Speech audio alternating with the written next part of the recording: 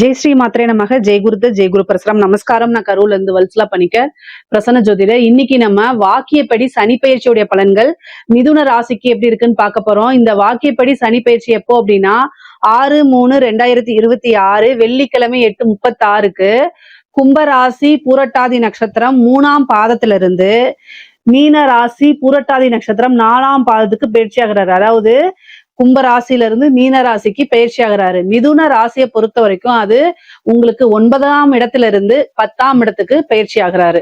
So 10ஆம் இடம்ங்கிறது என்னன்னா தொழில் ஸ்தானம். சோ தொழில் எப்படி இருக்கும்? அவர் 10ஆம் இடத்துல இருந்து எங்க பாக்குறாரு? 12 விரயஸ்தானத்தை பாக்குறாரு. அதுக்கப்புறம் 4ஆம் இடத்தை பாக்குறாரு. 4ஆம் இடம் உங்க ராசிக்கு 4ஆம் இடத்தை பாக்குறாரு. அதே மாதிரி 7ஆம் இடத்தை பாக்குறாரு. 4ஆம் இடம்ங்கிறது என்ன? பதவி ஸ்தானம்.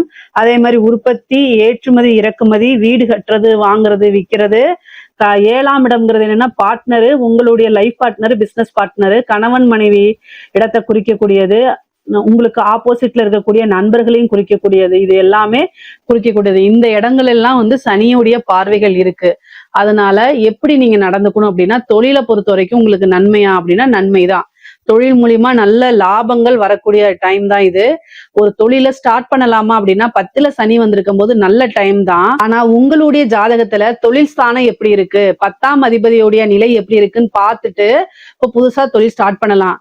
இல்ல எனக்கு தொழில் ஸ்தானம் நல்லா இருக்கு, தொழில் ஸ்தான அதிபதியும் நல்லா இருக்காரு, ஜாதகத்துல நல்லா இருக்கு, ஆனா கோச்சார ரீதியை இப்ப ஸ்டார்ட் பண்ணலாம், தாராளமா ஸ்டார்ட் பண்ணலாம். ஏன்னா 10ஆம் இடத்துல இருந்துட்டு 12ஆம் இடத்தை பாக்குறாரு உங்க ராசிக்கு. 12ஆம் இடம்ங்கிறது விரயம் மட்டும் கிடையாது, இன்வெஸ்ட்மெண்ட்டை குறிக்கக்கூடிய இடம். சோ அதனால இப்போ ஒரு இன்வெஸ்ட்மெண்ட் பண்ணி தொழிலை ஸ்டார்ட் பண்ணலாமா? தாராளமா ஸ்டார்ட் பண்ணலாம். தொழிலை பொறுத்த வரைக்கும் நல்ல வளர்ச்சி தான் இந்த காலகட்டங்கள்ல. நல்ல வளர்ச்சி, நீங்க எதிர்பார்த்த காசு பணம் எல்லாம் வரும், நிரந்தர வருமானமாக மாறும். அது மட்டும் இல்லாம ஏற்றுமதி இறக்குமதி சார்ந்த தொழில்களுக்கெல்லாம் ரொம்ப லாபத்தை கொடுத்துரும். தொழிலை பொறுத்த வரைக்கும் உங்களுக்கு நல்ல கிரீன் பிளாக் தான். உத்தியோகத்தை பொறுத்த வரைக்கும் எப்படி இருக்கும் அப்படின்னா, உத்தியோகத்துல இருக்கவங்களுக்கும் நல்ல ஒரு வளர்ச்சியை தான் கொடுக்கும். நல்ல பதவி ஸ்தானத்தை சனி பாக்குறாரு. அதனால பதவியை பொறுத்த வரைக்கும் நல்ல உங்களுக்கு திடீர்னு ஒரு பதவி உயர்வு கிடைக்கும், சேலரி இன்கிரிமெண்ட்டும் கிடைக்கிறதுக்கு வாய்ப்புகள் இருக்கு. அதே மாதிரி உங்களுக்கு 12ஆம் இடத்தை பாக்குறாரு. இன்கம்மை விட நிறைய எக்ஸ்பெண்டிச்சர் ஜாஸ்தியா இருக்கும், வருமானம் அப்படிங்கிறது குறைவா இருக்கும், ஆனா விரயங்கிறது அதிகமா இருக்கிறதுனால நிறைய இன்வெஸ்ட்மெண்ட் பிளான் பண்ணிக்கங்க. காசு பணம் வரும், ஆனா அதே நேரத்துல செலவும் ஆகும். அதைத்தான் நான் சொல்ல வரேன். அப்ப நீங்க என்ன பண்ணணும் அப்படின்னா, நீங்க செலவை எந்தெந்த செலவுன்னு எழுதி பார்த்து பழகுங்க. மிதுன ராசிக்காரங்க சோம்பேறித்தனத்தை தவிர்த்தரணும். இந்த காலகட்டத்தை பொறுத்த வரைக்கும் தொழில், ஒரு ஜாப்ல போய் செட்டில் ஆகிறது, ஒரு பிசினஸ் ஸ்டார்ட் பண்ணி உங்களோட கெரியரை ஃபர்ஸ்ட் ஸ்டார்ட் பண்ணக்கூடிய டைம்ல இது சூப்பரான டைம்.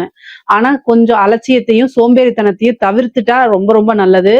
உங்களுக்கு சக்சஸ் ஆன டைம் தான் இந்த டைம். சனி நல்ல ஒரு சக்சஸை கொடுக்க போறாரு. உங்களுடைய கெரியரை பொறுத்த வரைக்கும் நல்ல சக்சஸ் அப்படிங்கிறது ரொம்ப சூப்பரா இருக்கு. டெவலப் அப்படிங்கிறது உறுதி செய்யப்பட்டதா இருக்கு. ஆனா இந்த டைம்ல விளையாட்டுத்தனத்தையும் அலட்சியத்தையும் தவிர்த்துட்டு, மத்தவங்களை குறை சொல்றதையும் தவிர்த்துட்டு என்ன செஞ்சு நம்ம முன்னேறலாம் அப்படிங்கிறத மட்டும் பார்க்கணும். முக்கியமா மிருகசீரிஷ நட்சத்திரமும் திருவாதிரை நட்சத்திரமும் கவனமாக இருக்கணும்.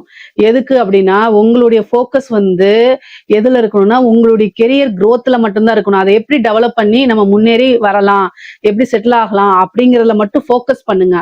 அப்ப கட்டாயம் நீங்க ஜெயிச்சிருவீங்க. அதை தாண்டிட்டு வேற பக்கம் போனீங்க அப்படின்னா நிறைய அதாவது நிறைய நம்மளுடைய எண்ணங்கள் சிதறுகள் ஆகும். அப்ப அதை நீங்க நினைச்ச விஷயங்களை சாதிக்க முடியாம போயிடும்.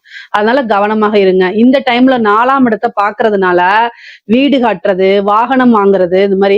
ஏன்னா 4ஆம் இடம்ங்கிறது வண்டி வாகனங்கள். அதனால புதுசா வண்டி வாகனங்கள் வாங்கக்கூடிய அமைப்புகள் இருக்கு.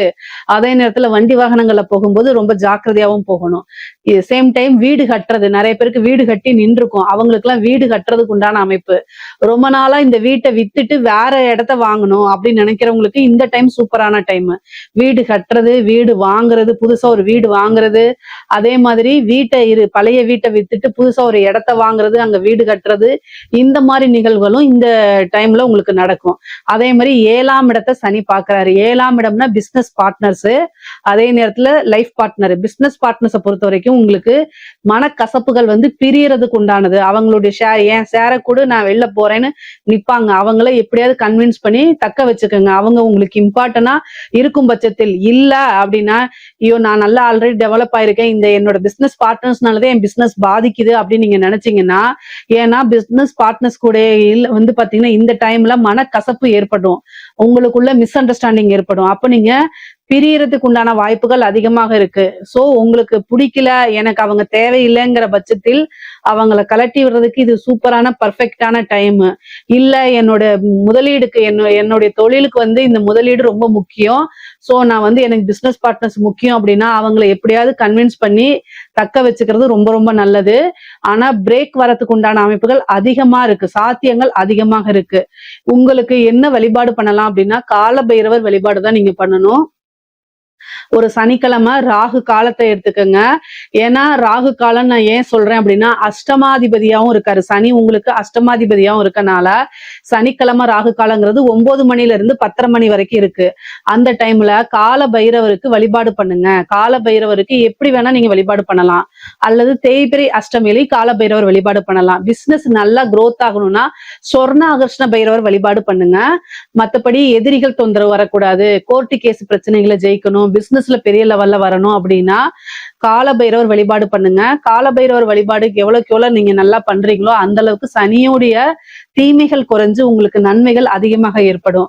அதே மாதிரி 7ஆம் இடம்ங்கிறது கலத்திர ஸ்தானம், அதாவது ஆணாக இருந்தால் மனைவி, பெண்ணாக இருந்தால் கணவனை குறிக்கக்கூடிய இடமா இருக்கனால நீங்க பேசக்கூடியது, ஒரு செய்யக்கூடிய செயல் எல்லாமே வந்து அவங்களுக்கு பிடிக்காத பட்சத்தில் மனக்கசப்பை ஏற்படுத்தி பிளவுகளை ஏற்படும், உறவுகள்ல விரிசல்களை ஏற்படுத்தி விடும். சனியுடைய பிரதான வேலையே என்ன தெரியுங்களா? உறவுகளை வந்து பிரிச்சு விடுறது, அவங்க மனக்கசப்பை ஏற்படுத்துறது. அப்போ உங்களை பத்தி என்ன செய்வாங்க, வெளியில போய் மத்தவங்க கிட்ட ஷேர் பண்ணுவாங்க, உங்ககிட்ட கிடைக்காத ஒரு விஷயத்த வெளியில தேட ஆரம்பிப்பாங்க. இந்த மாதிரி நிகழ்வுகள்லாம் இந்த சனி 7ஆம் இடத்தை பார்க்கும்போது நடக்கும். அதுக்கெல்லாம் நீங்க இடம் கொடுக்காம கணவனா இருந்தாலும் சரி, மனைவியாக இருந்தாலும் சரி, ஒருவரை ஒருவர் அனுசரிச்சு ஆதரவுகள் தேவை. இந்த காலகட்டங்கள்ல ஒருத்தர் அதாவது பிடிச்சிருக்கு பிடிக்கலங்கிறத தாண்டி இவங்க நம்மளுடைய பொறுப்புங்கிறத உணர்ந்து செயல்படணும். இவங்க நம்மளை நம்பி வந்திருக்காங்க. ஒரு ஆணா இருந்தாலும் சரி, பெண்ணா இருந்தாலும் சரி. ஒரு நீங்க மனைவியா இருக்கும் பட்சத்தில் கணவனுக்கு நம்மளை தவிர வேற யாரும் இல்லைன்னு நீங்க நினைக்கணும். அதே கணவனாக இருந்தா மனைவிக்கு நம்மளை தவிர வேற யாரும் இல்லைன்னு நீங்க நினைச்சு ரொம்ப அண்டர்ஸ்டாண்டிங்கா ஒருத்தருக்கு ஒருத்தர் வந்து ஆதரவோட நீங்க போனா மட்டும்தான் உங்களுடைய உறவுகள்ல மனக்கசப்போ, பிரிவுகளோ, வேறு நபர்களுடைய தலையீடுகளோ இருக்காது. இல்ல அப்படிங்கிற பட்சத்தில் அலட்சியமா இருக்கிறீங்க, அவங்களை நீங்க கண்டுக்கவே இல்ல, உங்களுடைய வேலைப்பளு இந்த மாதிரி நான் வந்து நிறைய பேர் வந்து சொல்றாங்க, நான் ஒர்க்குன்னு போயிடுறேன், அதனால என்னுடைய வீட்டுல அவங்கள நான் கண்டுக்க முடியல அப்படின்னா உங்ககிட்ட கிடைக்காத ஒரு விஷயம் வெளியில தேடத்தான் செய்வாங்க.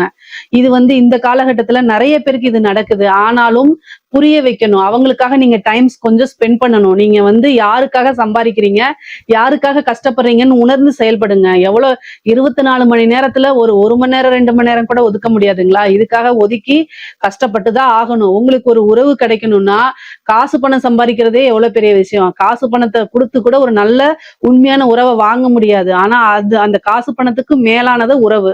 சோ அவங்களுக்காக நீங்க டைம் ஸ்பெண்ட் பண்ணி தான் ஆகணும். ரொம்ப அட்ஜஸ்டபிள் அண்டர்ஸ்டாண்டா போனா மட்டும்தான் நீங்க உங்களுக்குள்ள வந்து ஒரு பிரிவினைகள்லாம் வராம தவிர்க்கப்படுங்க. அதே மாதிரி உங்களுக்கு வந்து 10ஆம் இடத்துல வந்து சனி இருக்கனால ஒரு கர்மஸ்தானம், கர்மம் செய்யக்கூடிய அமைப்புகளும் இருக்கு. 10ஆம் இடம்ங்கிறது கர்மஸ்தானம். சோ அதனால உங்களுடைய உறவினர்களோ அது உங்களுடைய குடும்பத்துல இருக்கக்கூடிய நபர்களுக்கு மருத்துவ கண்டம் அல்லது வந்து ஒரு மூதாதையர்களை இறந்து அவங்களுக்கு கர்மம் செய்யக்கூடிய அமைப்புகள்லாம் வரும். நீங்க கவனமாக இருந்துக்கணும். பொதுவா வழிபாடுகளை பண்ணிக்கங்க. உங்களுக்கு பொருளாதார ரீதியாவும் சரி, மத்த ரீதியாவும் சரி நல்ல வாய்ப்புகள் இருக்கு. வருமானம் எல்லாம் நல்ல பெருக்கி கொடுக்கக்கூடிய அமைப்புகள் தான் இந்த சனி பயிற்சியில உங்களுக்கு இருக்கு. இதுல ஏதாவது சந்தேகங்கள் இருக்கு அப்படின்னா கமெண்ட்ஸ்ல கேளுங்க, கட்டாயம் நான் ஆன்சர் பண்றேன். நம்மளுடைய சேனலை லைக் பண்ணுங்க, ஷேர் பண்ணுங்க, சப்ஸ்கிரைப் பண்ணுங்க. நன்றி, வணக்கம்.